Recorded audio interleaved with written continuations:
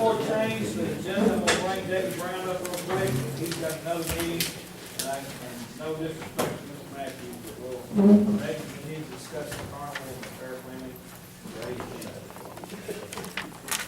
Correction, May 19th. May of 2019, that is correct. Is this on? There we go. Everybody here? There we go. All right, so here on a little bit of a lighter note for you guys tonight. As you are aware, every year in May, over at the fairgrounds where the baseball fields are, we have a carnival fair, whatever you want to call it, that comes here to Cannon County. You may or may not know, but for the last 5 years, this year made the 6th year, myself, my wife, and we have a small board of community volunteers that we call our board of directors that puts this on. I went in front of the steering committee and gave some information a few weeks ago regarding this event that we have every year. And I'm not sure that everybody knows the extent of what goes on with this event, so that's why I'm here tonight. Over the past few years, this has grown tremendously. We went from just having a standard amusement company come, set up some rides, charge a fee, and then they would give us just a small donation for using the property, and we would donate that to somewhere in the community every year. Over the past couple years, we got different people in the community expressed interest to be vendors there, to set up and have different entertainment options, to start having competitions. So that's something that we started doing this last year. And if any of you were able to come out to the fairgrounds during our event this last year, this was probably the best one that we've had in several years. Just to give you a little demographic information, we had an event page on social media to cover our event from this last May. We had 3,800 people that checked in Cannon County and said that they were at our event. And so, of course, me looking, since I'm the one that's been planning this event over the past few years, I went and did some research myself to find out, was this all people from Cannon County that came out to this event?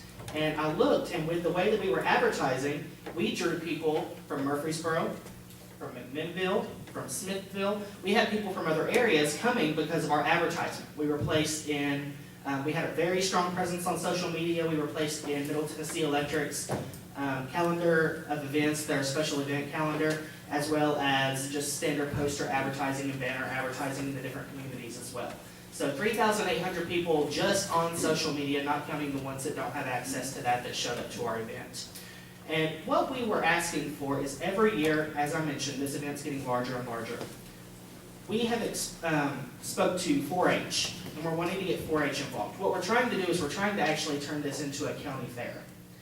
It's growing every single year, and everybody loves to come out. We have a huge presence of people alone that come out to the fair. Just to give you some figures, this last May, we collected $33,000 in 5 days just in ticket sales to ride rides. $33,000. That's a lot of money. Now, the way that the contract works with the amusement company and, and our little board that we have here is we don't keep the full $33,000. We get a percentage of that because, of course, that goes to their expenses. Our money comes from sponsorships, comes from our vendors, and we are completely self-funded. So we're not here today asking for any taxpayer dollars. I want to go ahead and get that completely out there. We don't need any of the county's money. We've got corporate sponsors that are on board that are completely covering our expenses for advertising, for putting our posters out there, for getting our amusement company here, for everything that we need. They're covering the expenses for us. We have vendors that come in that pay a small vendor fee. We're not charging an arm and a leg because we're not out to make profit on this. So we have vendors come in to set up, sell their crafts, sell their food, whatever they have. And the way that we work is at the end of our fair, whenever we pay all of our bills off, we donate the money to a local group. Last year it was the Baseball Association here in town. Now, since it has been smaller in the past and it's growing, after all the bills are paid and with our percentages and everything the way that it works out, it's not usually a lot of money that's donated. This last year was about $1,500, but still it was $1,500 that went to that organization here in town from monies that was made just from the fair. Another thing that we're asking for is, and that we approached the steering committee about, is if we want to become an official board of the county. And the reason that we want to do that is because county fairs in the state of Tennessee, through the Tennessee Department of Agriculture, there is specific funding set aside for county fairs through the Tennessee Department of Agriculture for 4-H purposes, and it helps with the school system. We can get the schools involved for their 4-H programs to come over there and do agriculture showing. They can do different contests. And those funds are completely available to us by, all we have to do is just write a request. But to be able to do that, we have to be an official board of the county, not just a group of people that put this event on every year. Who is your people that it's helping you? We have several different people that help us. I've been the chairman of the event for the past few years. I've also submitted a list of people to the steering committee. I don't know if you guys have copies of this or not.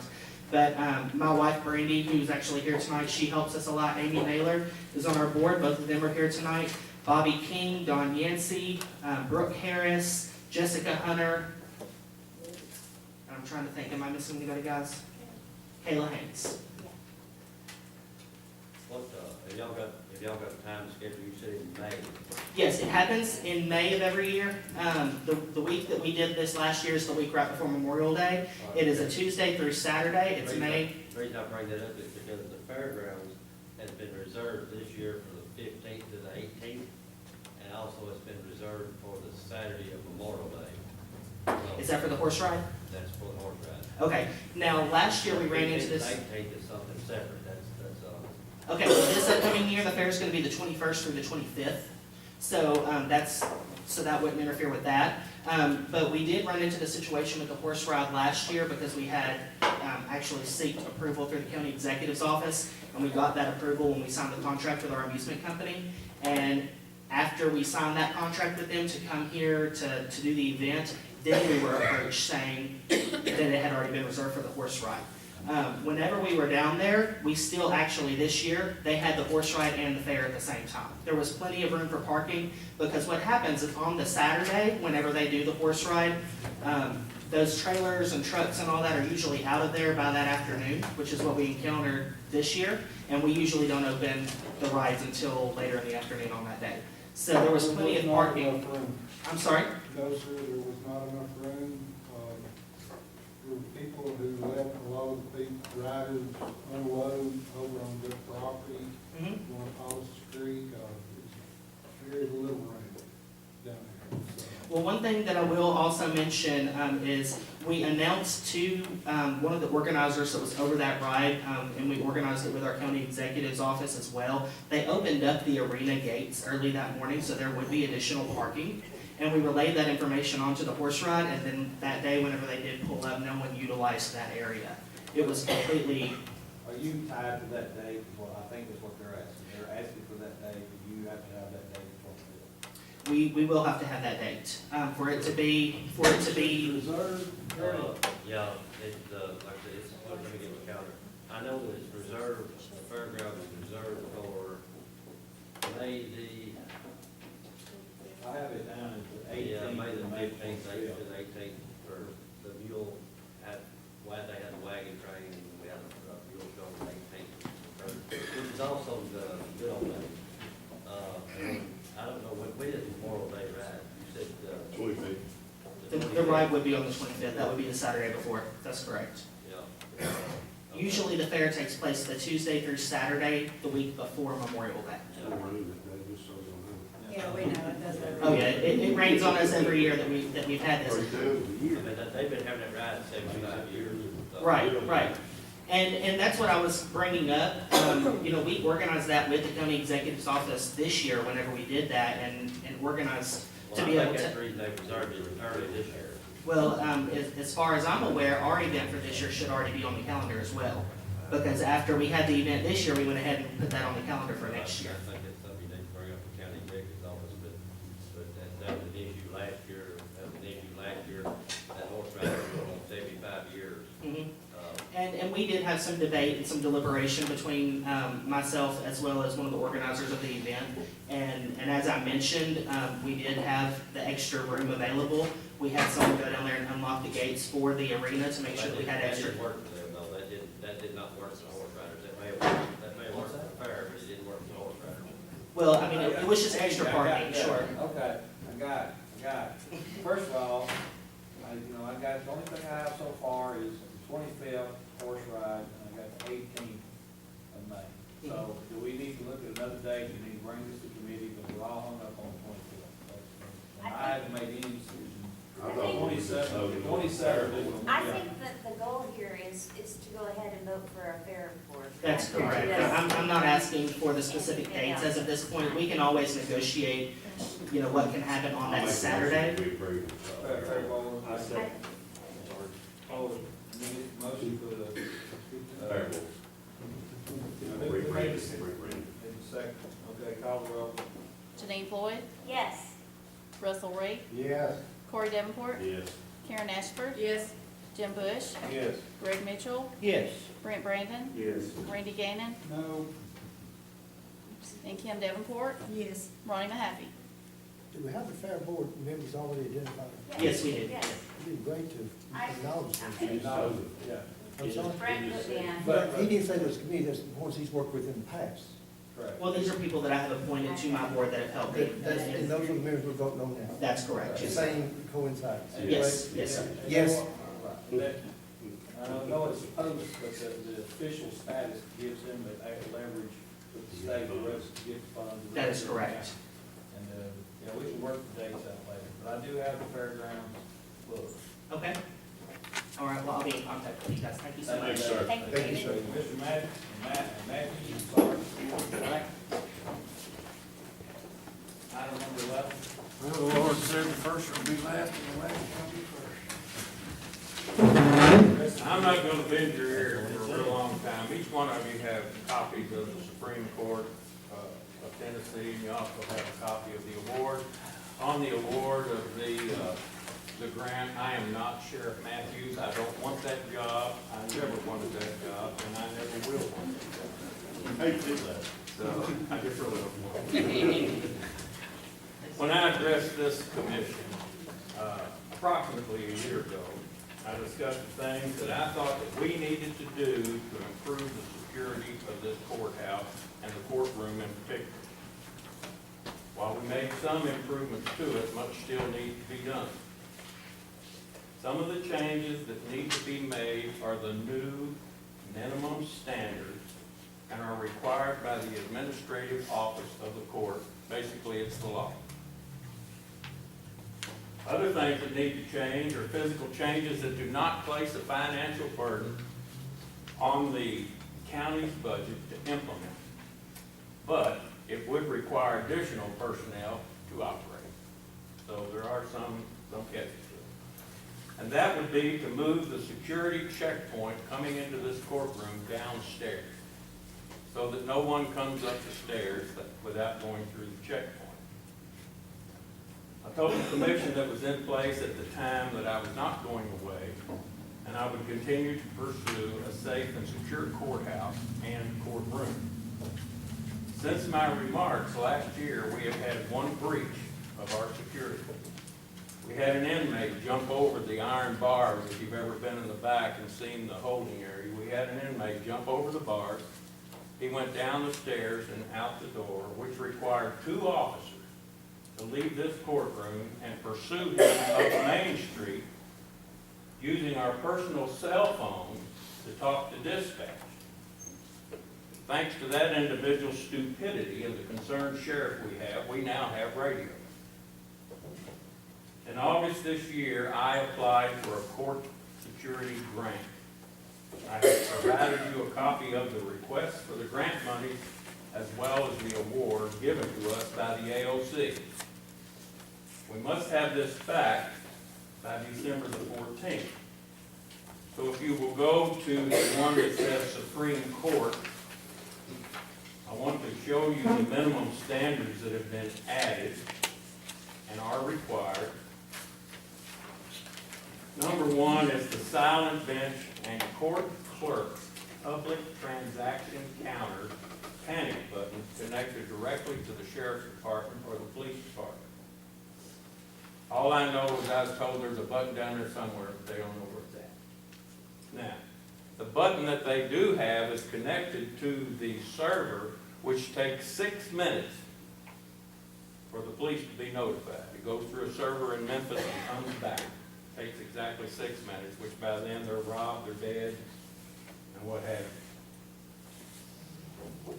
one of the new, or let me go to item number 5. We have 2, 3, and 4. Item number 5 is the handheld detectors. We have one. The court, AOC requires that we have 2, which will require purchase of that. Now, the 2 new standards are 6 and 7. Each court building shall have signage posted at each court access entrance stating that all persons are subject to search. So it's going to require us to get 7 signs because we have 7 entrances. Handheld inspection security mirror. Now, I know you're going to say, what in the world? And I had to laugh when I talked to Barbara back down at the AOC. She said, well, it's a mirror that you can stick up under the seats to make sure that there's no bomb. I said, Barbara, we just flip ours up. I said, we don't have to have a mirror. She said, well, court security requires that you have. Now that I have covered that, I want to go. You said we have 2, 3, and 4? 2, 3, and 4 we do have. I did ask for monies for security training for court officers. That's bulletproof? That is a bulletproof bench. Well, all right then. It's supposedly lined with steel, is my understanding of it, steel plate. They have armed uniform guards and training for our officers, which we attend training every year. And I will go over the award, which tells you the amount of money that we requested for that. On the panic buttons, we asked for $5,000. And the reason that is such a large number is that if we have to have wiring run by DTC, or we have to get a cleared, dry, single pair from here, and when I say a pair, I'm talking about a pair of wires that go from here straight to 911. If we have to get a dry pair, that may take some time for them to do that. So I have allotted $5,000 for that. The handheld metal detector, I allotted 200. And the handheld mirror, 100. Training is 300. I allowed for 4 officers, not 3. And the signage is $750. I figured those signs are probably going to run about $100 a piece. Now, I want to thank Nathan. Where's Nathan? I want to thank Nathan Luna for helping me prepare this because I have never done a grant before. It's not a lot. And he was very instrumental in helping me get through this. When preparing this grant, I took in consideration of the county's budget and the monies it would take to meet the minimum standards set forth by the AOC and required by law. My main concern was I wanted to get our county, Cannon County's foot in the door at the AOC and have a success story and one positive stroke in our favor with the AOC and hope that we will be able to move forward in the future with a more secure courthouse. To do that, we really need to accept this grant. We don't have to use all of the money, but we should utilize some of it to show that we are a responsible government in need. Now, I inflated all of the figures in the request for the purpose of having enough funding to meet our needs. You don't have to use it all, but you can't go over the amount you request.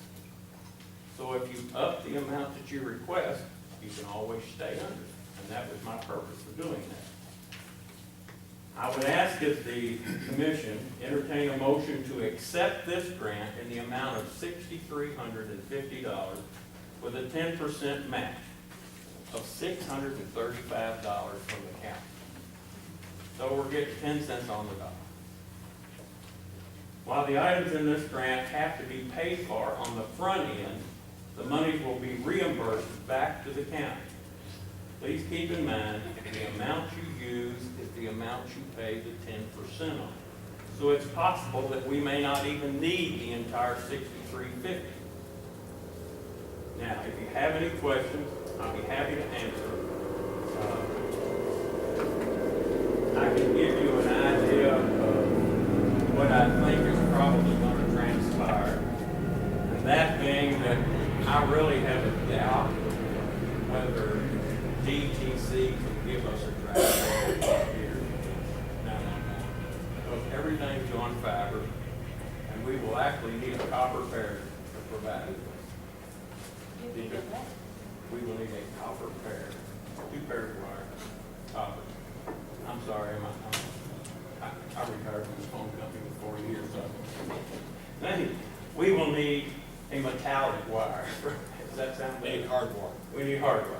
here to 911. Now, whether or not we can get that, I don't know. Right now, the current panic button is a temporary fix. We had DTC at no cost fix the phone up here where the judge has to take the phone off the receiver and hit an automatic dial to 911. That's still not acceptable with the AOC. It's to be a true panic button. When you hit it, the alarm goes off at 911, not dial a 911 number or something of that nature.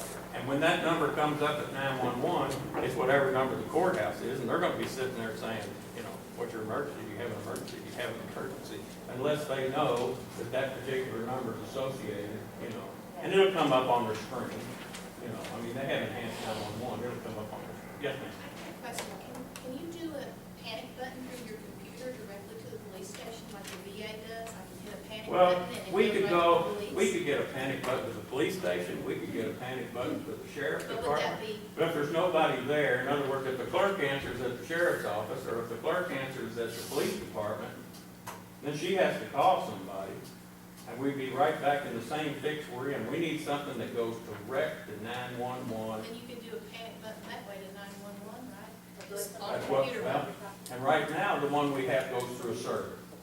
You know, the only Yeah. true panic button that we have under the bench where the judge can push the button goes to a server in Memphis and back to 911, it takes 6 minutes.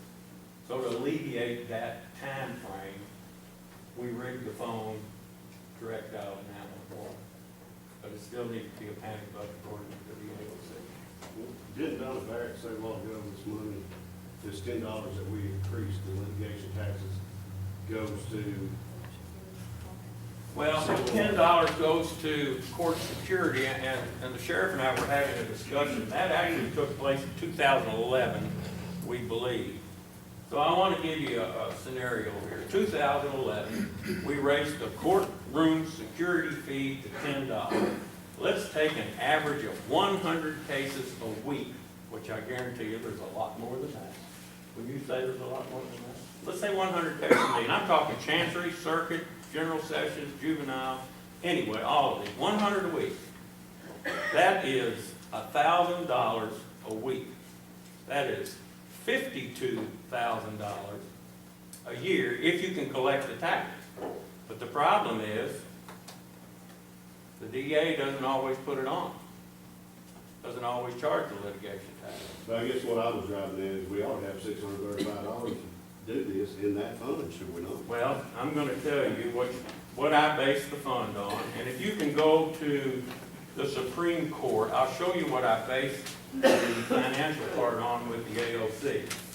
And that will be section 4, which says the 2017-18 budget for fiscal year ending June 30th, 18 is still in effect. Under the county general fund, there is a line item for other charges with a balance of $3,470. Additionally, the 2018-19 budget for the current fiscal year has $3,500 set aside for other charges. Upon receiving the grant, the county legislative body would receive a grant approval along with the proposal to provide the 10% match. When you all were doing the budget for 2018-19, there was $3,500 in the other charges. And the current, section 5, if your county has established a security fund, please provide the current balance, $67. They get $10 for every case, and there's $67 in the courtroom security fee. Somebody can help me here. I mean, I'm not the brightest crayon in the box. But that just doesn't make sense to me that we collect this money, and it's not here. Every June 30th, any remaining balances are swept out and put into the general fund. They don't go back into the separate account. Well, and I really, to be honest with you, I don't want to argue money. I don't want to talk about who did right, who did wrong. My main concern is we've got an opportunity to get money, 10 cents on the dollar. I'll make the motion right now that we. I got a question. Your very last page has a figure identified, and this is on this. I think that's the dollar figure, it may not be, $30,201. Maybe it's Let me get to where you're at. Oh, no, that's the number. That's the number of the case. Well, I know it's above the, it had no, but then there's a line above the number. Well, if you so go, that's the part I know, that confuses me. yeah.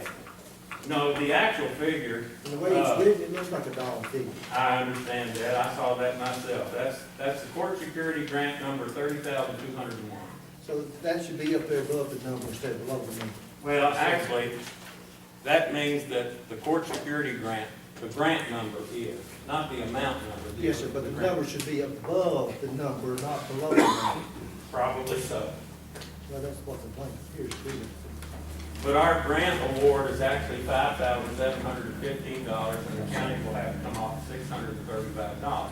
Now, let me just say this, this will have to be paid up front and reimbursed by the AOC. I talked with Barbara Peck down at the AOC. She said the grant monies are usually reimbursed within 2 weeks after receipt. Any more discussion? Question. Yes, ma'am. I noticed, and are you the administrator of the courts? Who's the administrator of the courts? The AOC oversees all of the courts. In other words, they oversee the Chancery Court, the Circuit Court, the Juvenile Court. They are the Okay, people over the court. but like ours, because we're supposed to have a court, it's mandatory by law to have a courtroom security committee, and I was reading Yes, who all ma'am, we do have one. participated, and We do have a do courtroom you have security. minutes? Please. Minutes of Well, those meetings? Those minutes are held by Royce Taylor, Judge Taylor, in Murfreesboro. He is the chair of the committee. It was Howard Wilson, and now the presiding judges have changed. So, That's of and Cannon they- County? no, that's of the 16th It's the same Judicial District. Yeah, but this actually says we're supposed to have one, a courtroom We security. do have a courtroom security But meeting. they're the chair, the presiding judge is the Right, the chair. presiding judge Yeah, is I'm the chair. reading right here, that's what I'm saying, but it's like, and all of our minutes are supposed to be filed in, They mail them to the AOC. They forward a report to the AOC once a year. but like in the minutes, like with our people too, these are some of our people too. Lane's office, is that where they're supposed I to don't- arrive? I don't know whether It Rachel is has made those. up of the judge, the sheriff, the juvenile and general sessions judge. the clerks. Judicial district, the court clerk, to be designated by the presiding judge, the district attorney general, the sheriff, and the mayor. Yeah. County And mayor? has the county mayor been meeting on this board? They only have to meet once a year.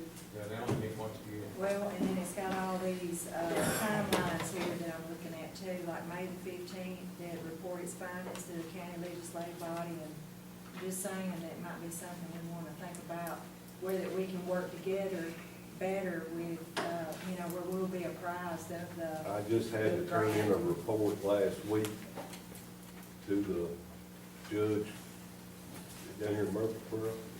They will turn one into the AOC. They will in turn send us all back, they'll put it all in a packet for us.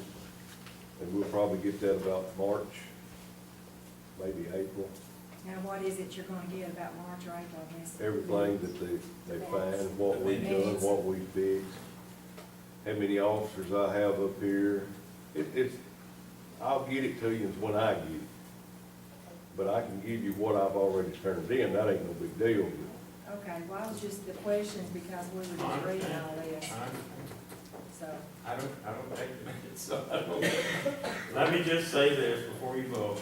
They have in here that March 1st is the deadline for turning in receipts. When I talked to Barbara Peck, I said, well, our taxes usually don't come in until the 28th of February. I said, so there's no way we're gonna be able to meet that March. And she said, well, we put that in there in hopes that people will go ahead and spend the funds and get it to us. She said, but actually, you have till June the 30th, the end of the fiscal year. But we do have to return the acceptance form back. This is a non-reoccurring grant. We will have to return the acceptance form back by December the 14th. So if we can get that back and get our county executive to sign off on that, and we also have to sign off on the form of reoccurring grant, non-reoccurring grant, then, we can start giving you all some POs to purchase them. I still stand by. I still stand by, Okay, we have a motion, and we have, any more discussion? Are we gonna start to have meetings that includes our county executive, do you think? The next meeting we might have? Whenever there is a next meeting, And when is the next It meeting? will be after the first of the year. What is it? It's April, May, 2019. April. Somewhere It's usually in the he'll spring. be notified whenever there is a next. Yes. meeting. Okay. Okay. Any more discussion? Greg seconded. Yeah, Greg second, Corey, any more discussion? Okay, call the roll. Janine Floyd, Yes. Russell Reed, Yes. Corey Davenport, Yes. Karen Ashford. Yes. Jim Bush, Yes. Greg Mitchell. Yes. Brent Brandon, Yes. Randy Gannon, Yes. Kim Davenport, Yes. Ronnie Mahaffey. Yes. Motion carried. I'd like to say one more thing before y'all get off on something else. I've always let the commission know when we have these meetings, they've been invited, but they ain't been a soul to go with them. So, you know, I will let you know when we do have one, or Dana can, it don't matter, any of the clerks can involve county executive. Okay, next item is, thank you. Yes, sir. Number 10, approve budget policy for 1920 financial year. Discussion? You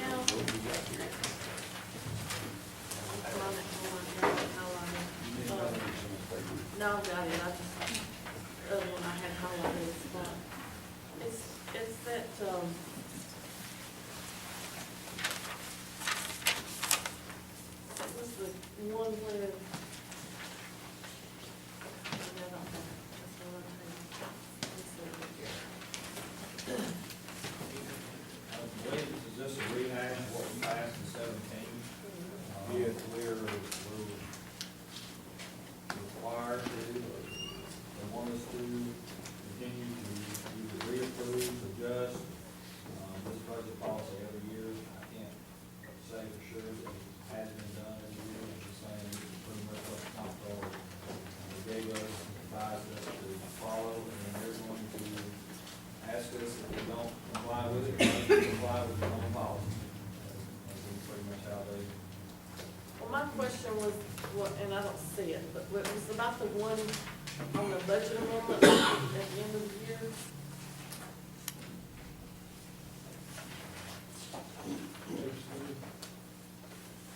Budget amendment, fiscal year. Say budget amendment. The county executive is authorized to transfer budget amounts between line items, category, same thing. One resolution, I don't know if that's the name of something. You talking about the sentence under. No, so this is a line up transfer. Shall be deemed effective when the county executive indicated. No budget amendments shall be approved that will decrease fund balance below the optimal amount set forth in the fund balance policy. That's the sentence that I'm concerned about. Fund balance policy. You've also got a fund balance policy that goes along with it, too. Right. Have you read it? Yes.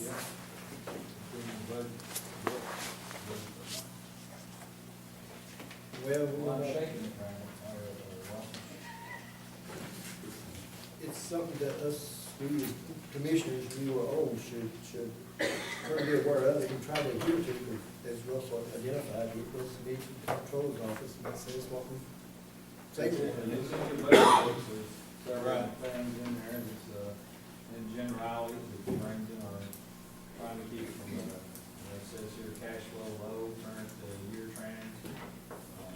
Discusses, some of the systems we put in place, primarily trying to each fund balance having 25%, except, I think the debt service accounts have 50% fund balance policy. And again, it's something that review, not on scratch. I would have one thing, I know Russell's not on there, you're not on there, and you're not on there, right? I'd just like to see, make sure that when we send out email notices, or we talk about it, that we include these three, so that they don't come in here blind. to a meeting and have to learn what we've already learned. Does that make sense? It concerns the budget, but anything. I mean, if we're talking about a committee, Makes it easier for me. it makes it easier for. I can just send y'all all the same email. Well, that's what I'm saying. Yeah. Makes it a lot easier for me. Because, After 8 years, one time, y'all got used to it. well, I mean, I want you to know when there's a budget committee meeting in case you do want to come. I mean, if you don't come, that's fine, but I mean, you all have the right to know. And right now, I think that's Well, what's. the calendar that Diane sent out, did every commissioner get that? I did. I did too, but did you get the calendar? I don't know what calendar you refer to. Diane I sent get some an email with a calendar on it that tells us when the meetings are. It is, but let's say you talk about something that's budget related, I got it. and Greg don't know about it because Greg's not on there. I'd rather we include everybody in the emails if we're talking about a committee. And I agree. Because, I mean, it just makes it easier, I think, for us. So I'll make a motion to approve this. And, I'm second. Any more discussion? Okay, call the roll. Janine Floyd, Yes. Russell Reed, No, Corey Davenport, Yes, ma'am. Karen Ashford, No. Jim Bush, Yes. Greg Mitchell, Yes. Brent Brandon, Yes. Randy Gannon, Yes. Kim Davenport, Yes. Ronnie Mahaffey. Yes. Okay, the next item, is 13, steering committee, recommendations. Do we have any new additions? Turn this over to the chairman. Yes, Board of Zoning and Appeals, our commissioner, is Brent Brandon, the steering committee recommends. 2 from the planning is Randall Reed and Patricia Wyland. 2 citizens at large is David Robinson and Nathan Luna. No, I'd like to say something on that.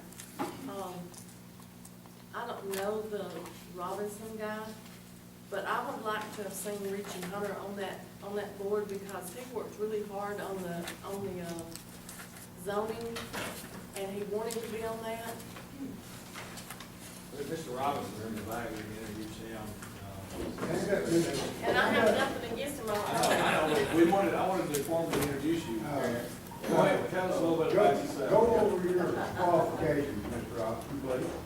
I worked in the Warner Alexander administration as appointee director of facilities management for the Department of Conservation. Was in charge of facilities and property for all of the state parks, state forestry, state historic commission. Had administered over 300,000 acres of land. Got a lot of background in real property.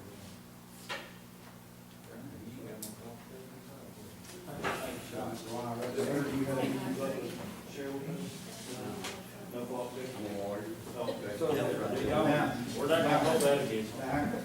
Now, I'm watching you, Jim. Hey, I got you. now, I hope Mr. Luna realizes that he will not be able to render any legal opinions to this board.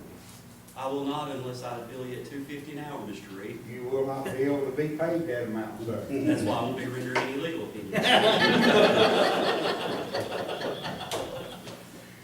However, what I will do, and I don't think is appropriate, is I will review the ordinance and apply my knowledge of the law as such without giving any legal advice to this board, and that is not improper or unethical. However, I will not use my background as a lawyer to try to enforce or intimidate anyone into following with my point of view as far as the state.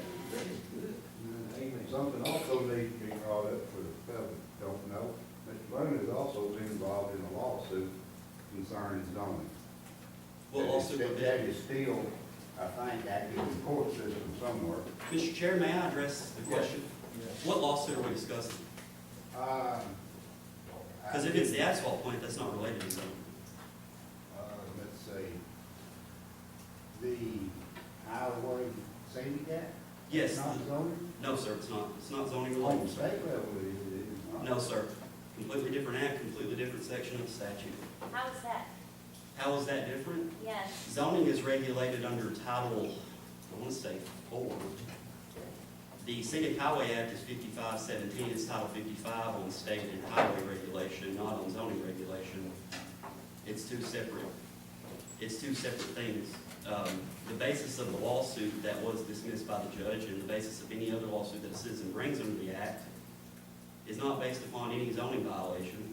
It's based on a violation of the Tennessee Scenic Highway Act of 1970. Well, if they were in violation of the zoning, they wouldn't be in operation right now. Well, and it's two separate things. That's what I'm saying. It's not a zoning issue, it's not been. They got grandfathered in, Correct.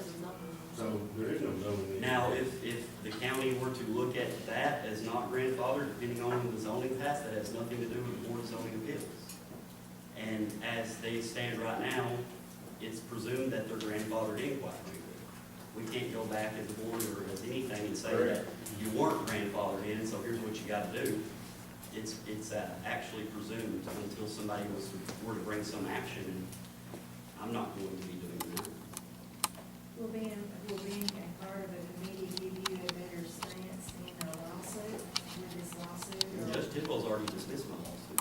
I filed a motion to alter or amend to keep it preserved if I decide to appeal the ruling on standing issue alone, not on the merits. But, as far as the local judge here, he's already dismissed the suit. However, if you pull the file from the clerk and master's office, you will very clearly see zoning ordinance isn't brought up in that lawsuit, because when that lawsuit was filed, we didn't have a zoning ordinance that existed. So to say that it's based upon zoning would be a little unfair, considering when it was filed, we didn't even have a zoning ordinance. And that would be my thought on it. Okay, so we got names of the board of zoning appeals, we want to add a name, or? No. Okay, as is, leave it as is, okay. Any other? Do you want to vote for these now, or do you want to? Yeah. Let's Let's break them out, that way we can hear. Okay, so Board of Zoning and Appeals. Motion. Oh, I would like to add Richard to that. Okay, so you need to do individual names, or how do you do that? let's do it. Okay, so for commissioner, it would be Brett Brandon, and two from the planning was Randall Reed and Patricia Wyland. So the citizens at large is David Robinson, that's who we have to vote for, Nathan Luna, or, Well, just add Rich and call it a day. well, no, the state law requires just two. You can't add another person. We'll just stand as you need. There's three people we have to vote on. That's a very specific, according to, Mr. whatever his name was, that was with Brandon. Mr. Lee. So can we vote on, Brett first? Just leave it like it is. All right. So, just leave it on the way it is. Yes. Yeah, okay.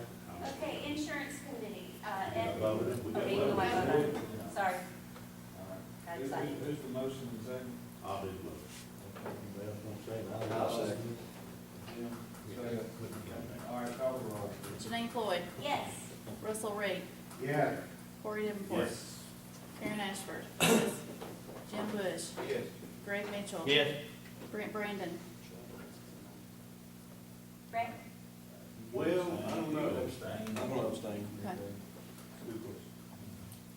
Go ahead. Randy Gannon, Yes. Kim Davenport, Yes. Ronnie Mahaffey. Yes.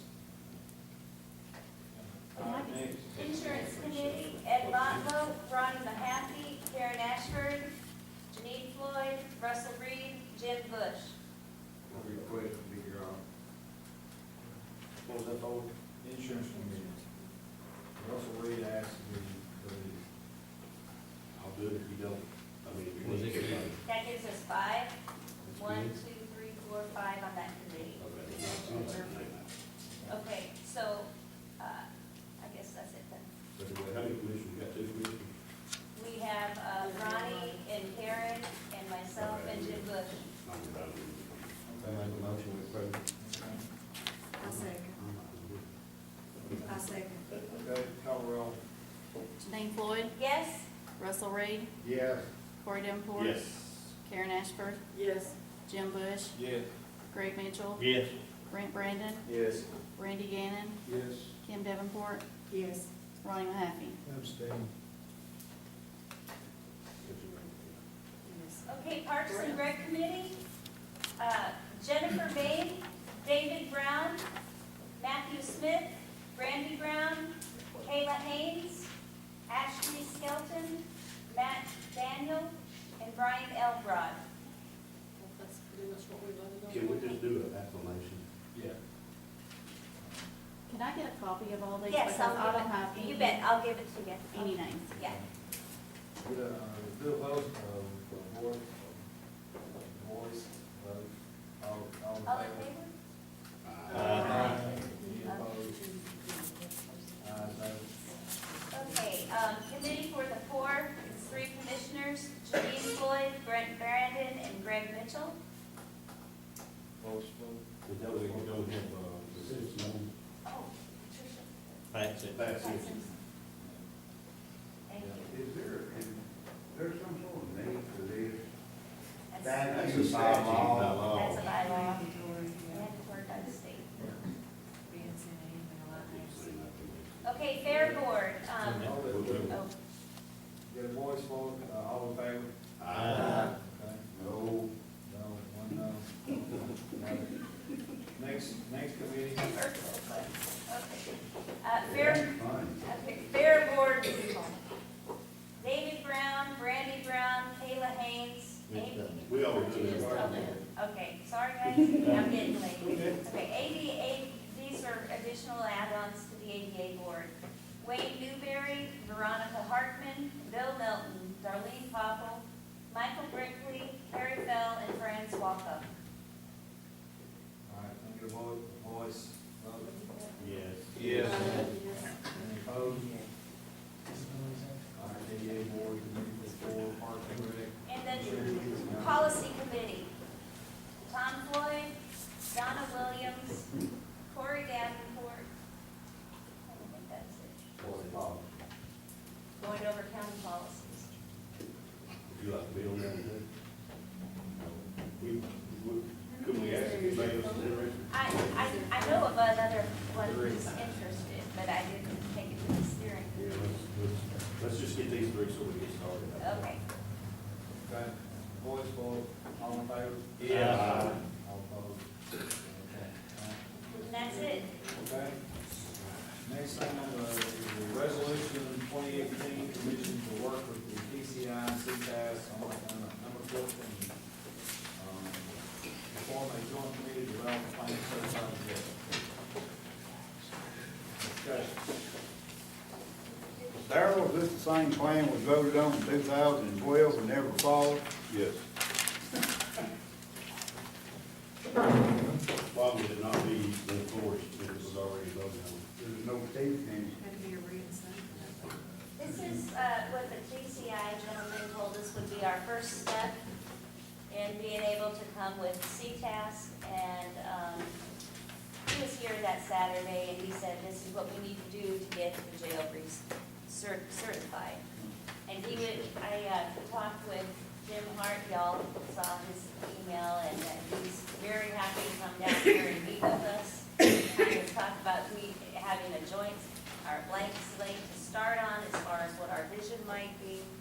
And basically a joint commission, you didn't have to read it at all, I think probably we have time. It's basically just meeting with, again, like many of the security individuals, the sheriff and Brent and the, Mr. Bass should be here in January. I'll make that motion when we approve it. all right. Basically what it is you agree to this, it's an open-ended agreement. You can work towards solving the problems at the jail. PCI will stand beside you in court and say, here, Judge, we're working on it, we're trying. Yeah, that makes sense. And if you don't do anything, there's no punishment. Except getting sued. As commissioners, we can get sued. We are involved in. Plus, the sheriff can get sued, I make the motion we approve. Second? I second. Call a roll. Janine Floyd, Yes. Russell Reed, No. Corey Davenport. Yes. Karen Ashford, Yes. Jim Bush, Yes. Greg Mitchell, Yes. Brent Brandon, Yes. Randy Gannon, Russell, you saying this doesn't have any kind of heat? to Nope, it? there's no punishment. But, Kim, what you're saying is at least we have something to fall back on. If something catastrophic happens in the jail and somebody kills somebody, Lord God help us all, I hope nothing ever happens.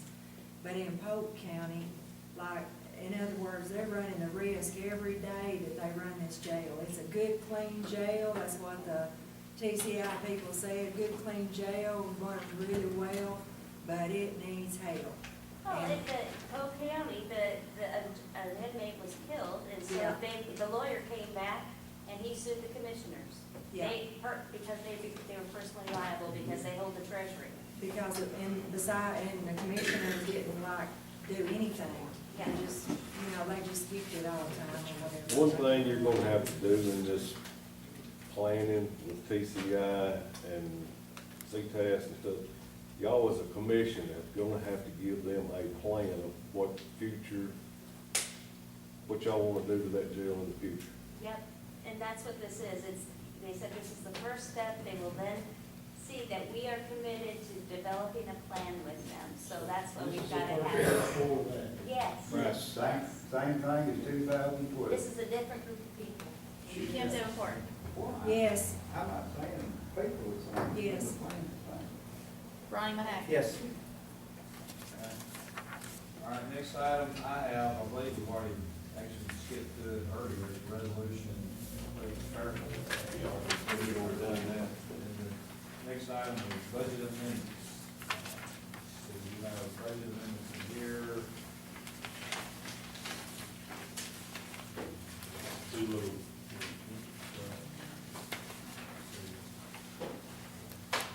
Employee insurance, here on this, went before the